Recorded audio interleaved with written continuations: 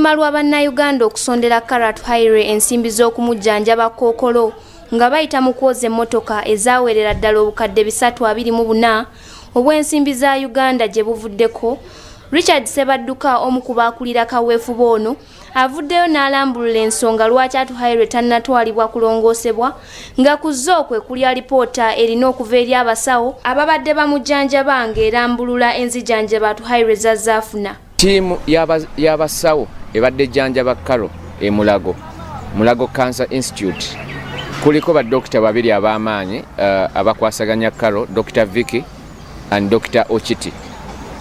Kati baddokita abo balina report gye balina okufulumya nga report eyo eraga engeri Carrot gy'abadde ajjanjabibwa na biki bulwadde ky'obo kansa type ya kansa oba ekika kya kansa kubanga kansa alimu ebika by'amaanyi eby'enjawulo.